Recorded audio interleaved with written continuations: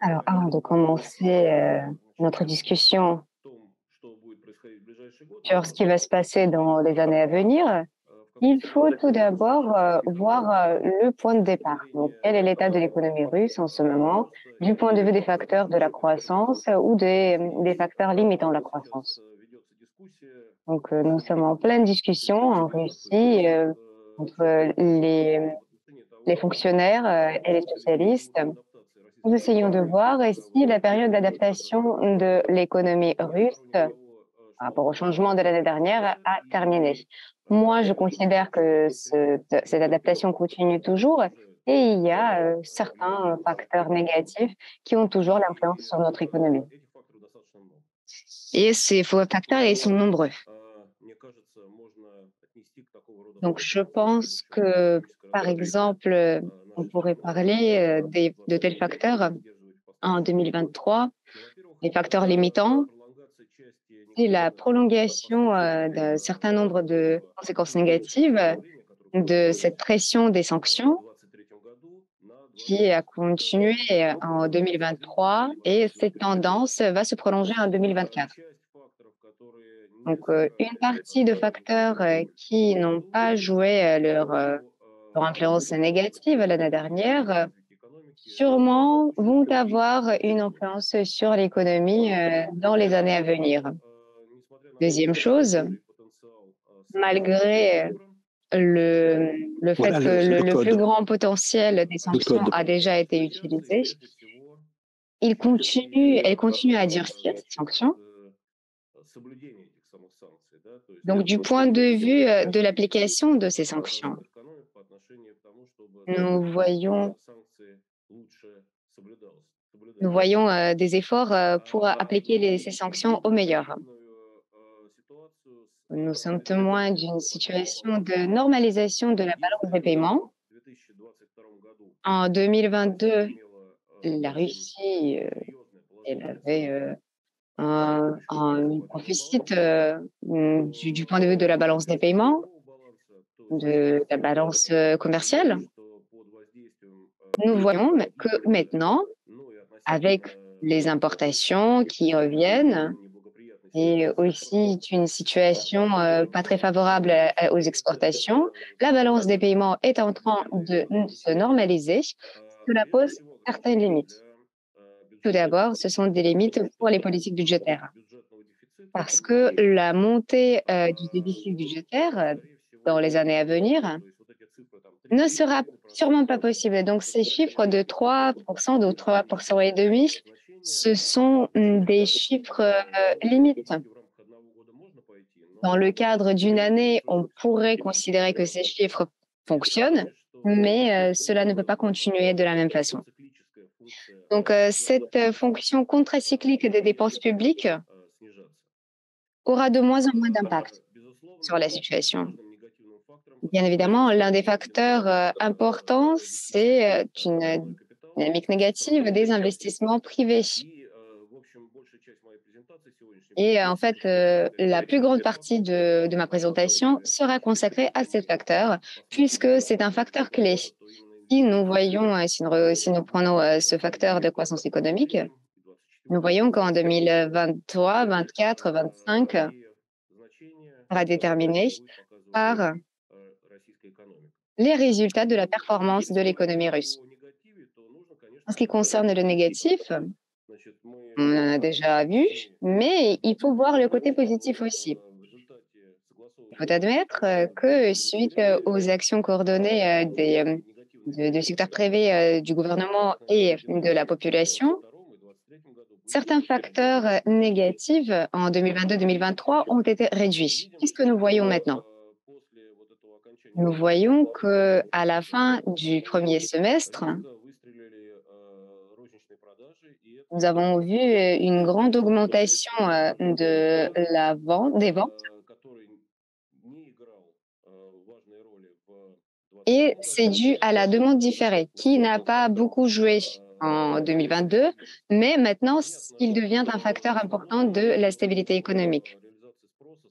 Bien sûr, il s'agit plutôt de la réalisation de la demande, des groupes, de population, avec des revenus, plutôt élevés. En fait, c'était une demande différée par rapport à l'année 2022. Ce sont des achats d'immobilier, des gros achats et maintenant nous voyons le rétablissement de ces achats, de cet intérêt et demande. Aussi, on peut parler de l'équilibrage de l'offre et de la demande. Donc, le monde d'affaires, comprend déjà les changements au niveau de prix suite, aux événements, de l'année dernière et de cette année. Et le monde des affaires, voit les possibilités des importations des pays, soi-disant amis ou pas amis, comme on les appelle en Russie. Donc cela dépend, des stocks. Si les stocks, ont diminué d'une façon très active l'année dernière et l'activité économique a été nettement réduite, maintenant, cela constitue, une aide importante à l'économie. Je vais aussi parler, du taux de change du rouble, mais, il faut dire que l'inflation que nous avons en ce moment contribue à une stabilité, du marché russe et maintient la tendance, de récupération. Donc, vous voyez, sur, cette image,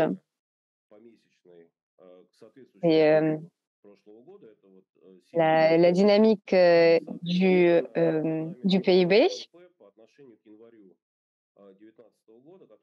en janvier 2019 que nous prenons pour, 100.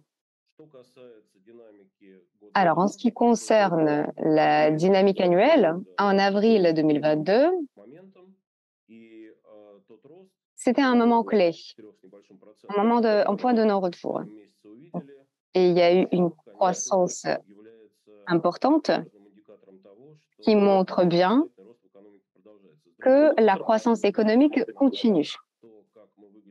En même temps, si nous prenons la situation, au début de l'année, 2019, nous pouvons voir que la crise de l'économie russe n'a pas encore été surmontée puisque, cette différence, représente par rapport à l'année, 2019 à peu près 20. Mais si nous pouvons analyser les tendances d'ici à la fin de cette année, nous voyons, les chiffres de 2,5 à peu près de croissance d'ici à la fin de l'année, ce qui est assez positif. Surtout que moi, mes collègues et moi, nous nous attendions, à ce que ça soit une décroissance de 0,5 voire de 1. Alors, si, nous regardons, les pronostics de l'économie en se basant sur des modèles économiques plus compliqués, nous voyons que les pronostics tournent autour, 1 de croissance. La C'est dans la version traditionnelle et dans les versions, de calcul, plus compliquées également. C'est lié au fait que le nombre de facteurs, de croissance économique, dans la deuxième partie de l'année seront ralentis. Tout d'abord, nous pouvons parler de manque, de l'impulsion terre et de son influence, qui avait une forte influence sur l'économie en fin de l'année 2022 et au début de l'année 2023. Nous voyons aussi, la décroissance, de l'activité, des achats liés, à la demande différée. Les efforts, du gouvernement qui visent, le maintien des investissements nous mènent à penser que les investissements privés vont jouer un rôle principal. Beaucoup de choses vont dépendre de ce processus, y compris les caractéristiques de la croissance économique. Mais en fait, la plus grosse source de risque et d'indécision, ce sont les exportations russes. Ça, c'est une histoire à part. On peut pouvoir en discuter, on pourrait en discuter, heu, un autre jour. Mais en ce qui concerne les exportations russes, les investissements vont avoir, un rôle clé dans ce domaine pour quelques années à venir. Donc comment est-ce que, l'activité des investissements, a été développée en Russie, pendant, ces 10 dernières années? On peut dire qu'après la crise de 2008-2009, un nouveau cycle d'investissement n'a pas été déployé en Russie. Donc ce serait un cycle qui emmènerait une nouvelle étape de développement dans toutes les types d'économies. Donc, on peut parler de l'énergétique, de l'électroénergétique et la production des machines et des équipements, aussi la production des produits bruts. Donc, les secteurs qui ont le moins augmenté, c'était la production chimique et les équipements de transport. Donc, c'est la construction des avions, la construction des navires, la construction des véhicules. Après l'introduction des sanctions en 2014, le gouvernement a dépensé beaucoup d'argent pour remplacer les importations et ce sont des événements qui sont liés directement avec la défense du pays en plus. Donc, cette absence d'un nouveau cycle d'investissement a mené à une situation suivante. En fait, à une discussion sur pour comprendre comment est-ce que ces cycles d'investissement pourraient être relancés. Un facteur très important ici, c'est l'attitude du gouvernement et l'attitude du monde des affaires. Donc, les investissements ralentis de la part du business, du monde d'affaires, n'a pas été lié qu'avec le ralentissement économique. Peut-être des grandes compagnies ont investi dans leur développement, mais il n'y a pas eu de changement économique majeur. Deuxième facteur, c'est le facteur mondial. De nombreuses compagnies, surtout de grandes compagnies, ont choisi la tactique de paiement des dividendes. Quand la balance des investissements et des dividendes a changé et a changé rapidement.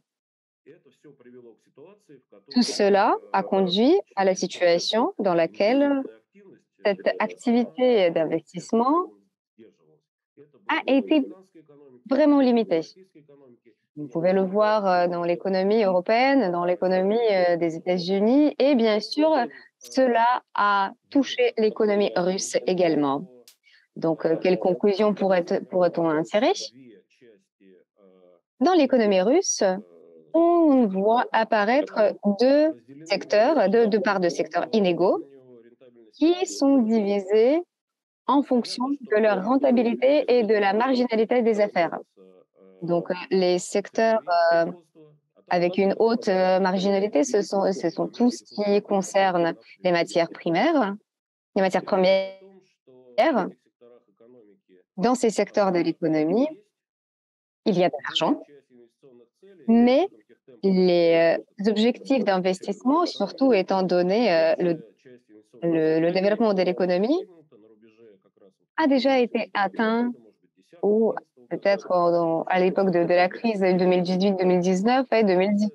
Il n'y a pas eu d'autres investissements. En ce qui concerne d'autres secteurs, bien sûr, il y a des objectifs d'investissement. Il y a un besoin de financement accru, mais il n'y a pas de possibilité d'utiliser ce financement, puisque le financement du marché par l'emprunt n'est pas possible, n'est pas envisageable, étant donné la rentabilité d'aujourd'hui. Un autre problème, c'est que après 2010, le financement par les emprunts bancaires dans les investissements n'a fait que réduire.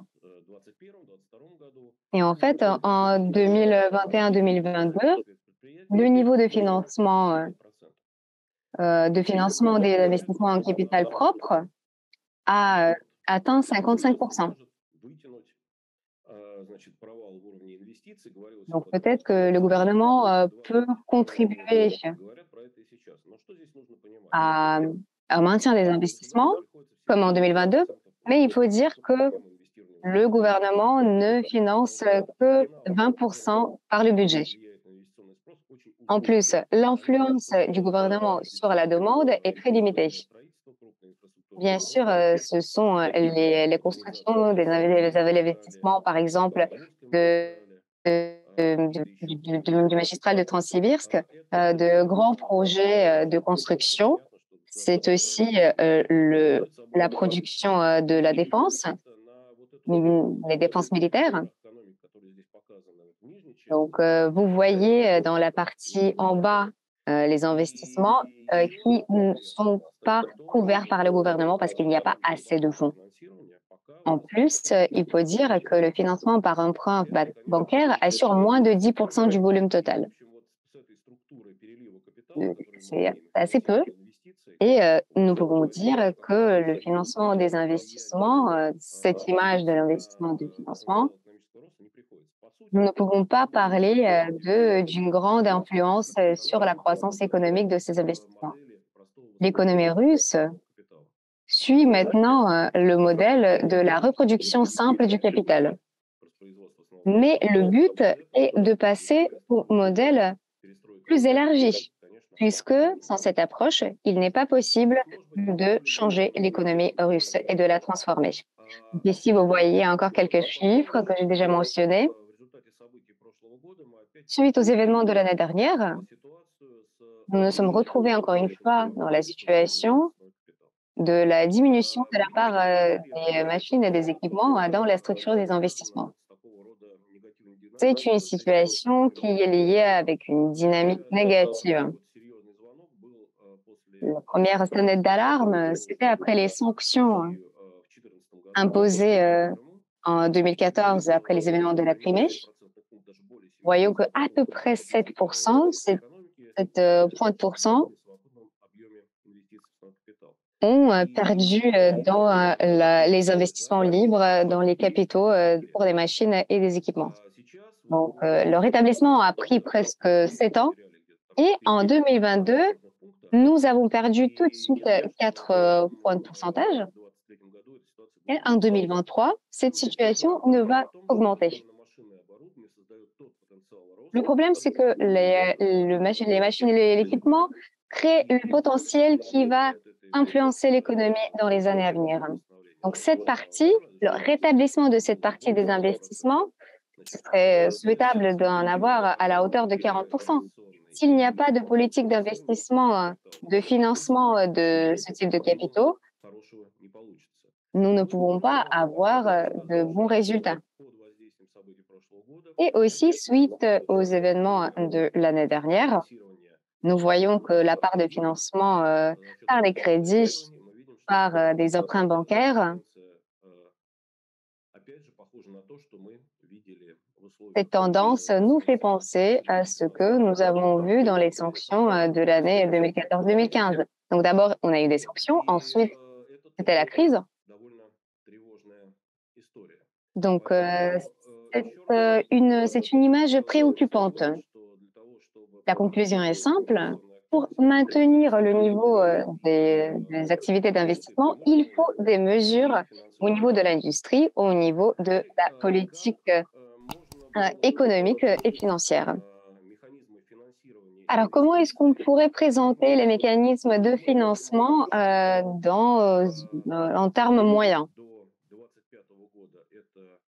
Nous pouvons dire que d'ici 2025, c'est la période d'adaptation aux nouvelles conditions. Et dans le cadre de cette adaptation, la part de financement budgétaire, bien évidemment, elle augmente.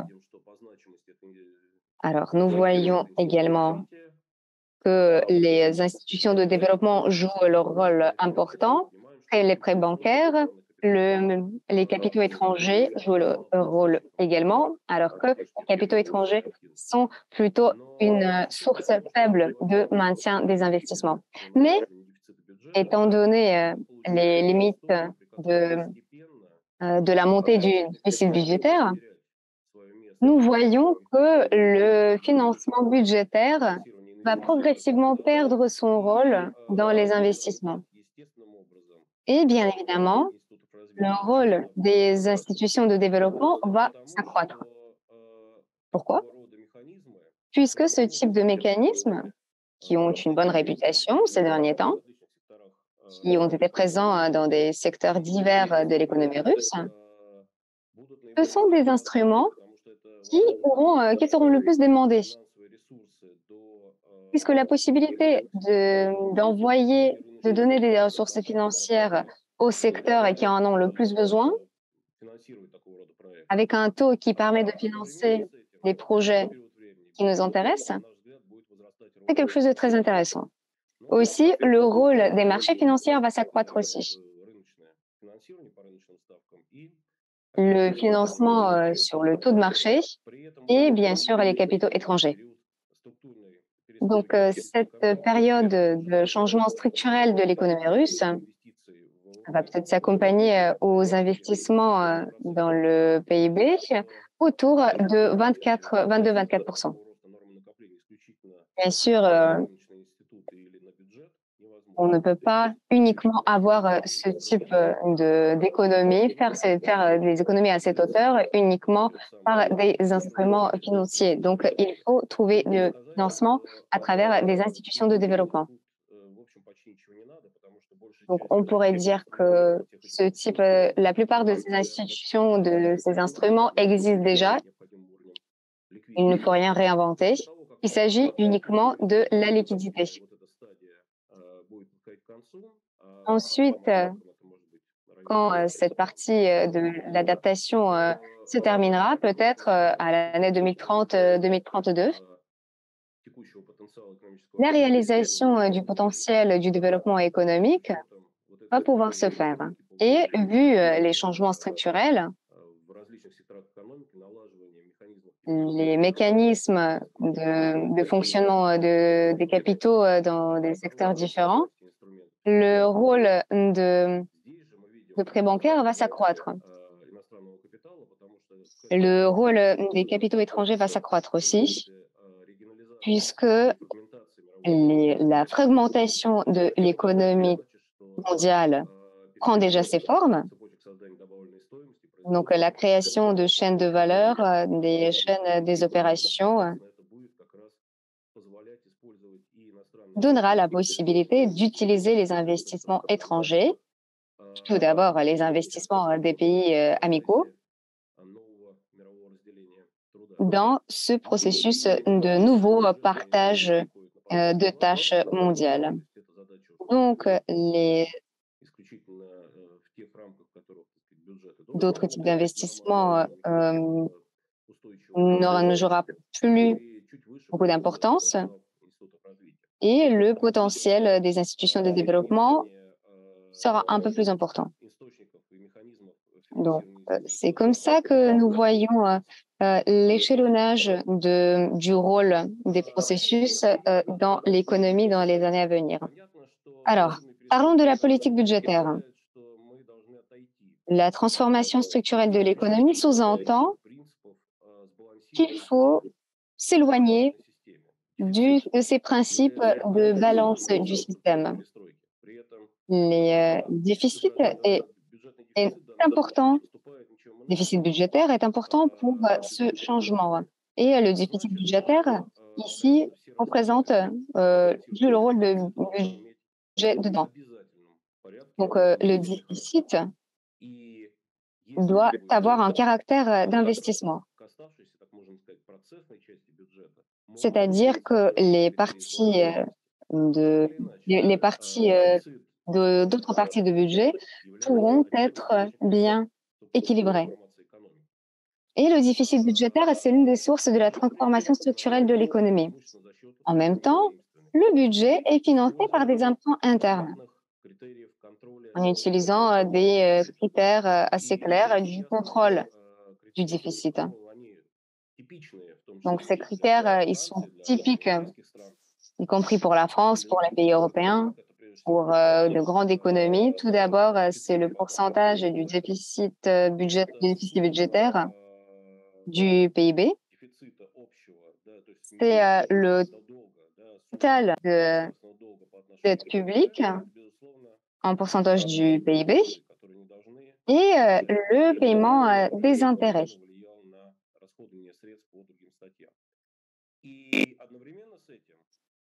En même temps, ces emprunts internes doivent présenter un instrument pour financer le système des institutions de développement.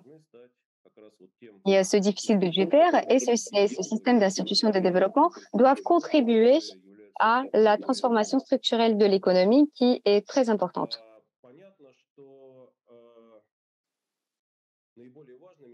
Il est évident que les directions les plus importantes sont celles qui maintiennent l'économie russe. Et ici, mes collègues ont fait une analyse parfaite. C'est pour ça que je l'utilise. J'utilise ces chiffres, même si on ne peut encore en parler. Donc ici, nous voyons les contraintes que nous avons maintenant. Donc les investissements ont été réduits de 4 points de pourcentage à peu près, comme j'ai déjà dit. C'est lié au renchérissement des produits, mais aussi au rôle des investissements et des activités des investissements en Russie. Donc, nous pouvons dire que l'importation en provenance des pays amicaux représente à peu près 25 milliards d'euros, alors que les importations des pays non amicaux représentent 25,5 milliards d'euros, alors que la production de matériel d'investissement national est autour de 13 milliards d'euros. Donc, il faut dire que les machines et les équipements sont envoyés par la Russie dans d'autres pays.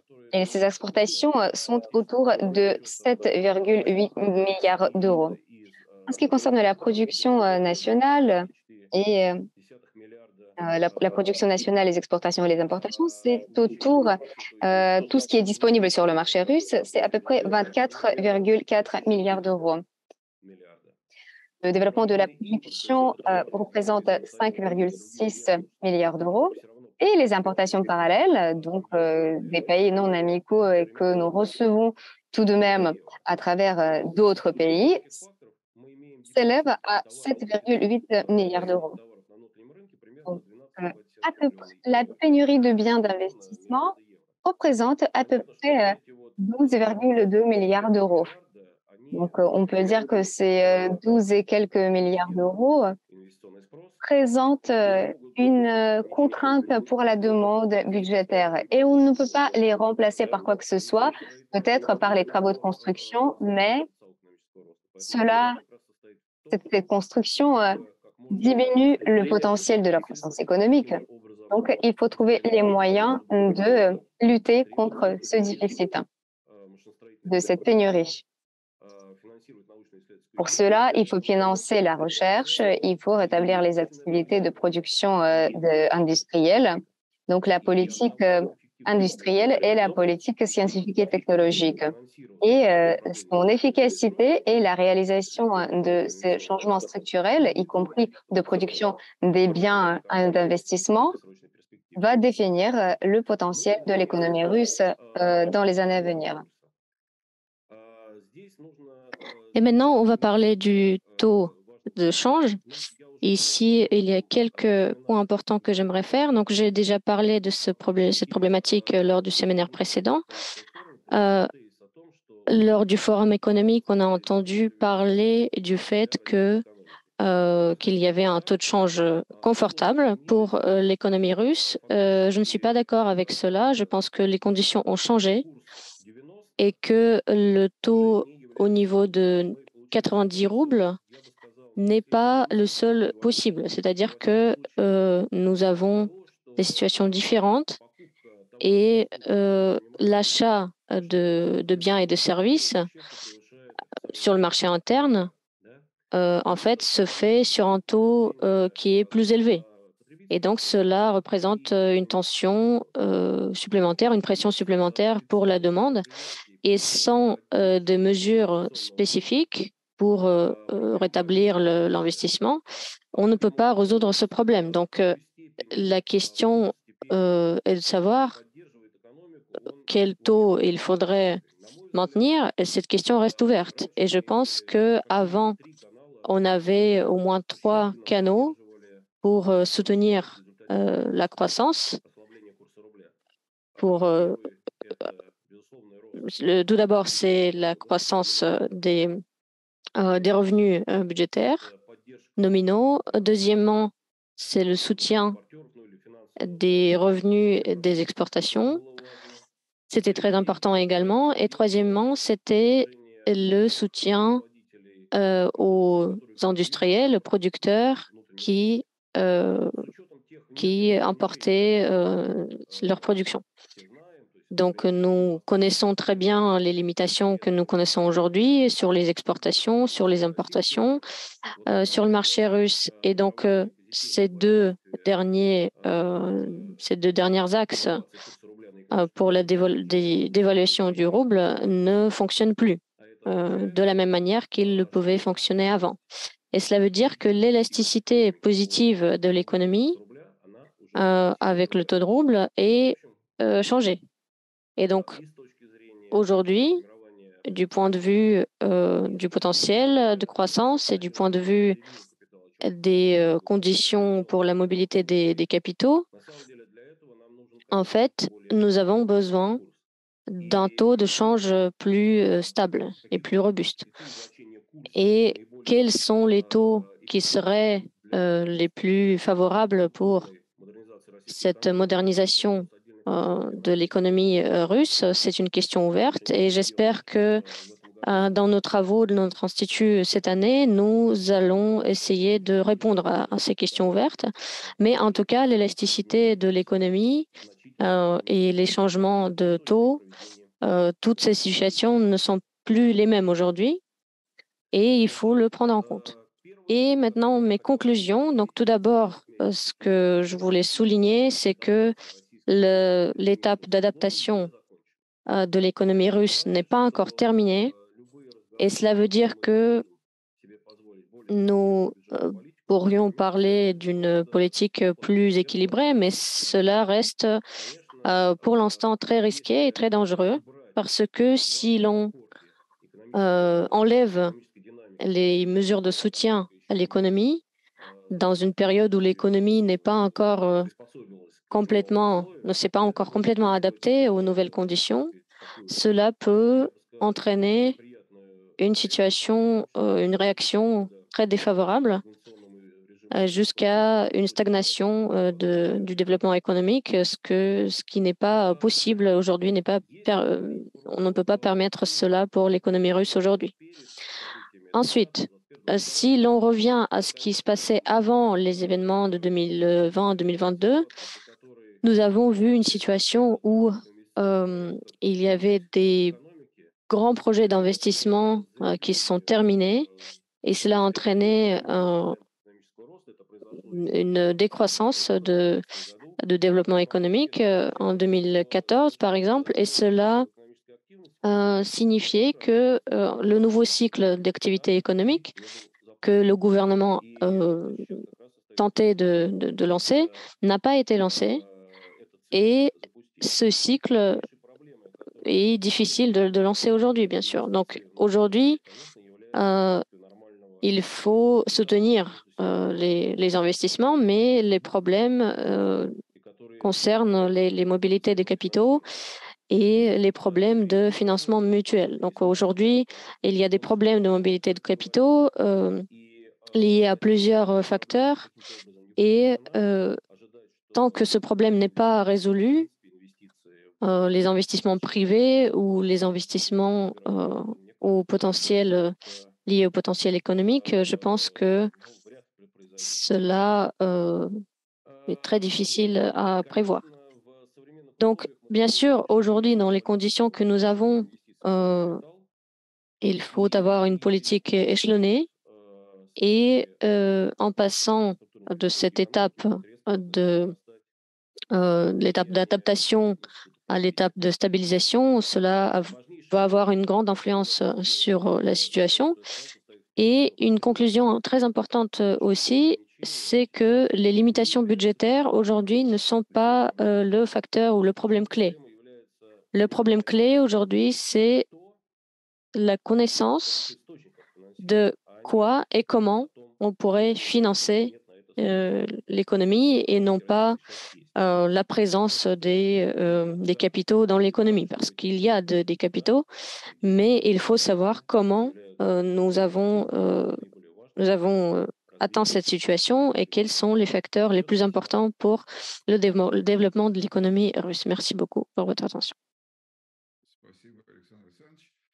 Merci beaucoup, Monsieur Shirov. Donc, nous avons encore une vingtaine de minutes. Je vous propose de poser vos questions. Posez votre question. Chers collègues, bonjour. Donc, nous avons quelques questions.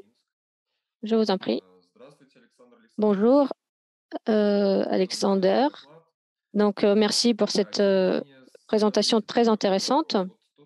J'ai cependant quelques questions. Donc, tout d'abord, cette analyse que vous présentez, elle se basait sur quelque part une structure classique de l'économie. Donc, vous comparez la période inférieure et des indicateurs macroéconomiques d'aujourd'hui et vous focalisez sur les investissements, etc. Mais en Russie, probablement, la structure de la demande a beaucoup changé, j'imagine. Donc, il y a les dépenses des consommateurs et j'imagine qu'il y a des facteurs de l'économie nouveaux qui se sont apparus. D'un autre côté, la consommation dans l'économie d'une manière générale a changé parce que cette opération spéciale qui se passe, elle fait naître une demande pour des biens et des services assez spécifiques, si l'on peut le dire ainsi. Donc, je voulais poser cette question par rapport à votre présentation. On connaît les faits où la consommation d'État remplace quelque part la consommation privée dans des situations comparables.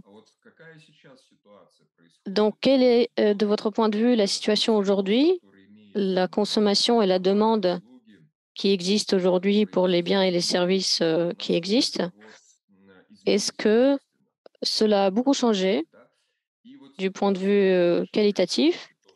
Et également la situation sur les marchés extérieurs, si vous pouvez la commenter. Donc, sur les marchés des pays non amicaux, vous avez les sanctions et comment l'économie a pu s'adapter, se réorienter vers d'autres marchés, d'autres destinations. Donc, pour remplacer ces marchés qui étaient limités par les sanctions aujourd'hui. Donc, ces changements structurels, j'imagine que nous allons en parler encore lors d'autres interventions, mais j'aimerais avoir votre point de vue justement sur cette situation, cette dynamique macroéconomique. Merci. Merci beaucoup.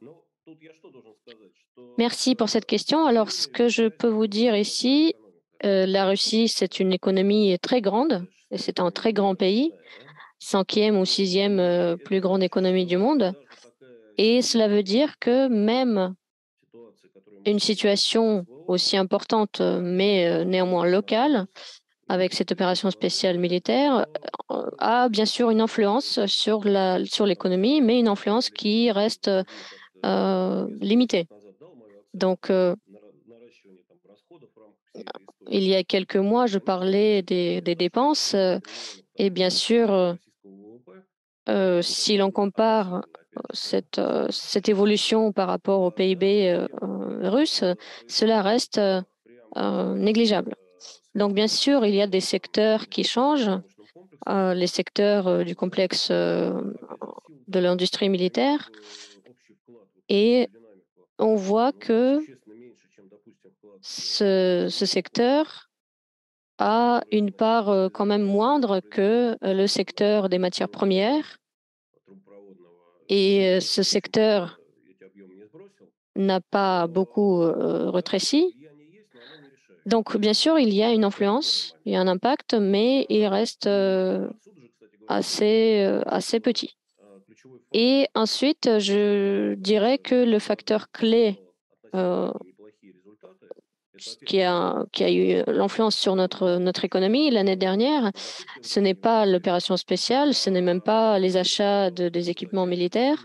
Je dirais que ce sont les caractéristiques d'adaptation, les grandes capacités d'adaptation du business du monde des affaires russe. Parce que si nous regardons l'économie, ce qui est important, c'est la production. Donc, nous voyons des éléments de remplacement des importations dans des secteurs qui ne sont pas du tout liés au secteur militaire. Donc, la production des meubles, par exemple, la production des articles de conditionnement.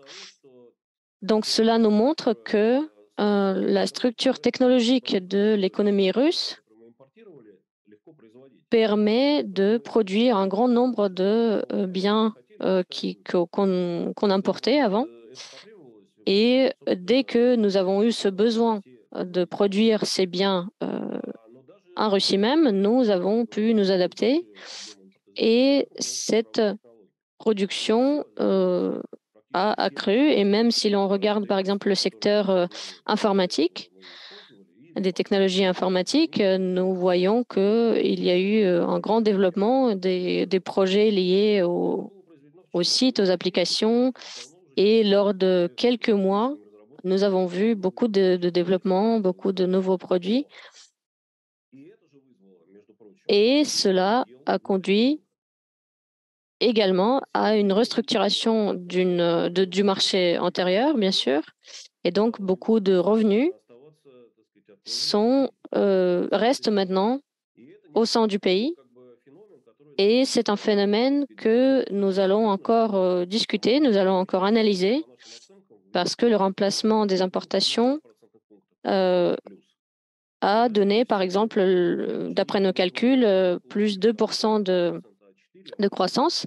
Donc, nous pourrions arriver peut-être même à un chiffre plus important.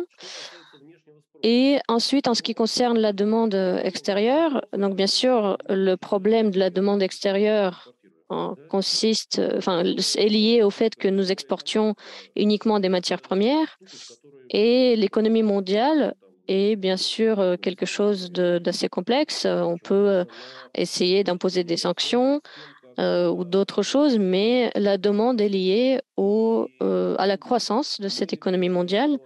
Et donc, nous voyons aujourd'hui que cette économie où les pays développés contrôlent les flux financiers, mais ne contrôlent plus la majorité des flux des biens et des services, eh bien, nous avons peut-être stoppé les exportations du gaz vers l'Allemagne ou d'autres pays, mais nous exportons toujours le gaz et le pétrole vers la Chine. Et ce gaz et ce pétrole se retrouvent sur le marché allemand par la Chine. Et donc, en fait, ce qui s'est passé, c'est que les chaînes les chaînes logistiques se sont adaptées. Et donc, bien sûr, la Russie a beaucoup perdu en exportation du gaz parce qu'il y a eu cette explosion du Nord Stream. Et je pense que nous avons d'un côté tous ces événements qui sont importants, bien sûr, mais en même temps, si l'on regarde comment l'économie russe s'est comportée en 2022, nous voyons qu'il n'y a pas encore de restructuration majeure pour l'instant, même s'il y a bien sûr des changements dans des secteurs spécifiques.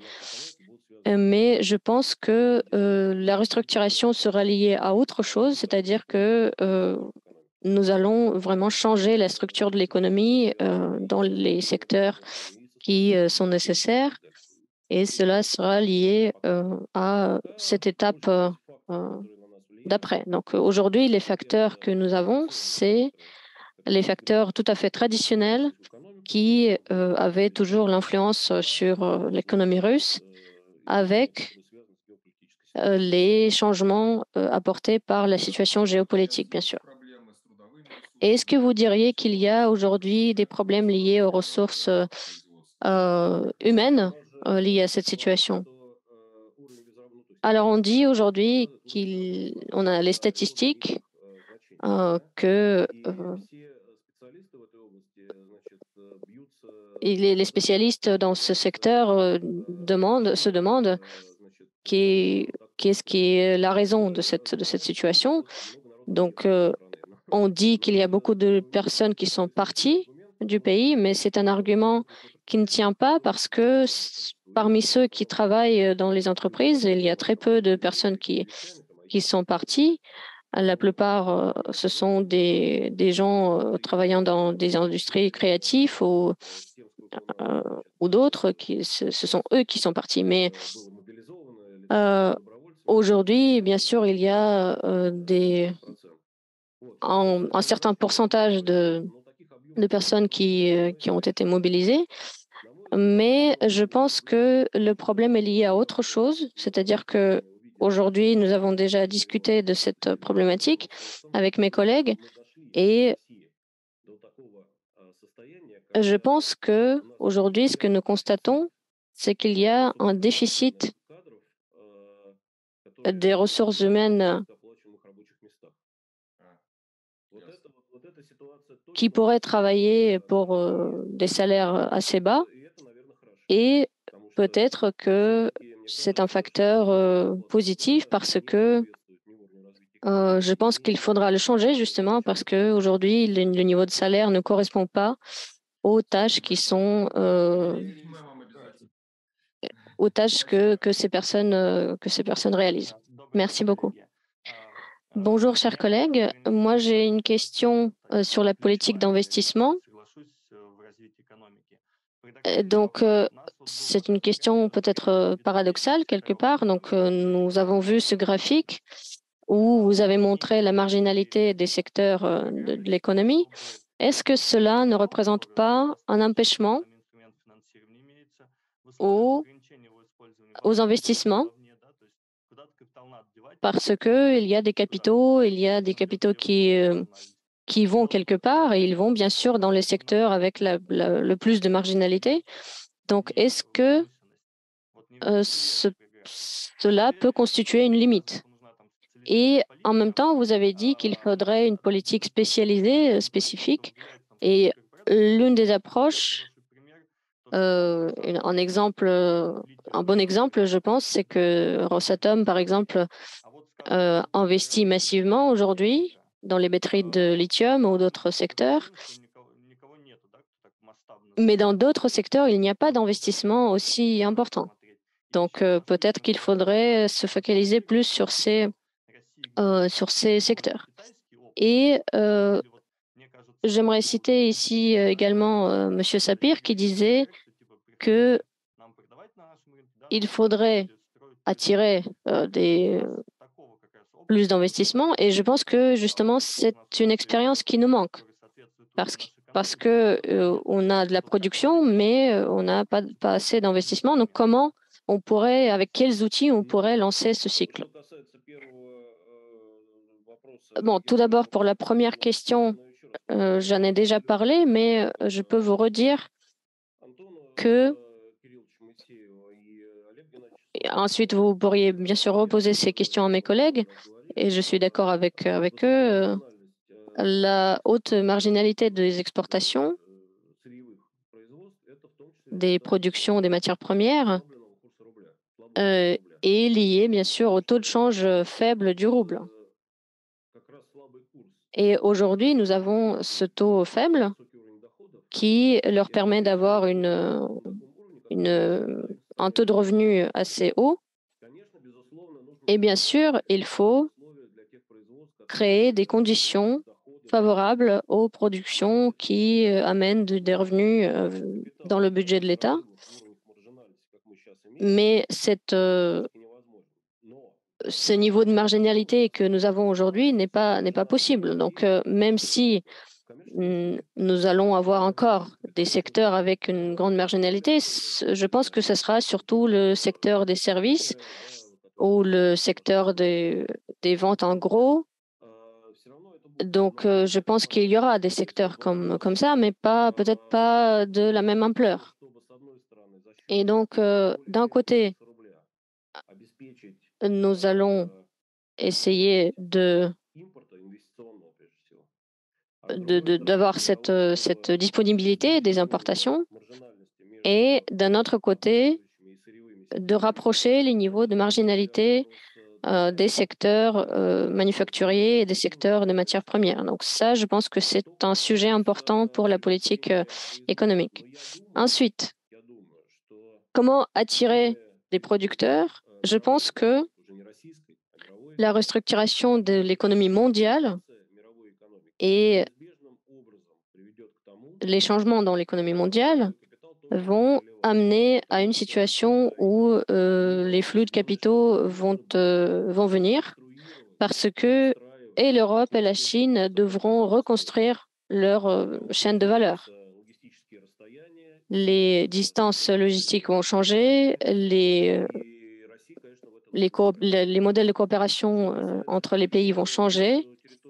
Et en ce qui concerne l'attractivité pour les industries, enfin, pour les sociétés internationales, nous pouvons constater qu'il y a toujours des producteurs internationaux en Russie dans le domaine du bâtiment, dans le domaine de l'agroalimentaire.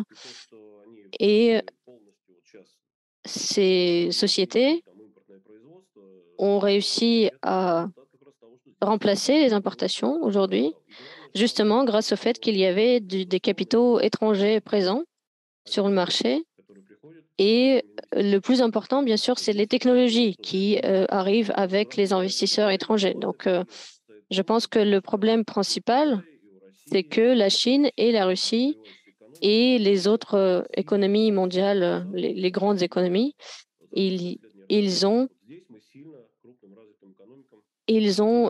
investissent beaucoup dans la recherche et le développement, alors que nous investissons pas assez aujourd'hui. Très bien. Donc, nous avons en discutant Jacques Sapir. Je vais lui donner la parole. Donc,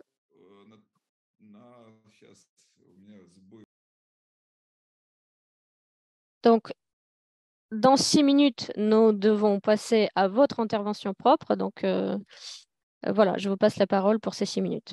Merci. Merci beaucoup, Oleg. Donc, je serai effectivement très bref. Ce qu'a dit Alexandre Chirov me semble important et je ne peux que partager son avis. L'adaptation de l'économie russe est toujours en cours. Elle n'est pas... Non. Donc, comme je disais, effectivement, je partage tout à fait l'opinion d'Alexandre. L'économie russe est toujours dans une phase d'adaptation, même si elle a progressé sur cette phase d'adaptation, elle est toujours dans une phase d'adaptation. Celle-ci n'est pas encore terminée. Bien. Après, ce qui me semble extrêmement important, c'est effectivement la question du maintien d'un certain type de mécanisme.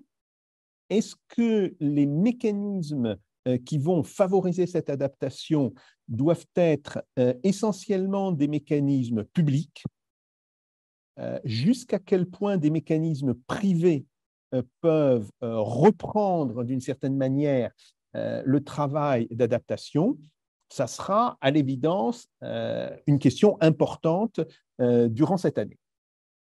Troisième point, c'est que effectivement, aujourd'hui, nous sommes dans une situation où la croissance de l'économie s'accélère. par rapport au premier trimestre, le deuxième trimestre a été assez différent. Et donc là, j'ai une question pour Alexandre. Est-ce que, effectivement, cette accélération va durer? Parce que si elle dure, si effectivement on peut penser que l'économie russe est plutôt limitée aujourd'hui par les facteurs de production que par la demande, eh bien, de ce point de vue-là, je pense que la croissance sera plus importante que 1%. Mais c'est une véritable question. Est-ce qu'on va avoir un retrait des mécanismes publics qui assuraient d'une certaine manière la forte croissance au deuxième semestre? Est-ce qu'ils vont être maintenus? Parce qu'il y a un point qui me semble important, c'est effectivement l'accroissement de l'emploi en Russie. Et on le voit quand on regarde les statistiques, on voit que l'emploi n'a cessé de progresser de mars-avril 2022 jusqu'à maintenant, qu'il continue en fait à progresser. D'ailleurs, ça provoque une baisse importante du chômage. Si on reste sur cette dynamique pour le deuxième semestre, et si la productivité du travail augmente par rapport à ce qu'elle était en 2022, où effectivement elle a connu une baisse importante du fait des sanctions, eh bien, on peut penser qu'on sera plus proche de 2% de croissance que de 1%. Donc, sur ce point, j'aimerais vraiment qu'Alexandre s'exprime et nous dise quelles sont les raisons qui lui font penser que la croissance va visiblement plutôt baisser au deuxième semestre. Un dernier point, c'est sur les retours sur investissement. Moi, je suis quand même très frappé par le fait qu'il donne pour 2022 un chiffre important de retour sur investissement dans l'industrie chimique, alors que la production de l'industrie chimique a baissé en 2022. Elle est en train de remonter, elle est en train d'accélérer en 2023, mais elle avait baissé en 2022. Donc, comment il explique ce fort taux? Est-ce que c'est simplement le fait qu'il y a eu peu d'investissement dans le secteur et que donc, évidemment, par rapport à un investissement faible, mécaniquement, le retour sur investissement est important, ou est-ce qu'il y a eu d'autres facteurs qui ont joué? Voilà.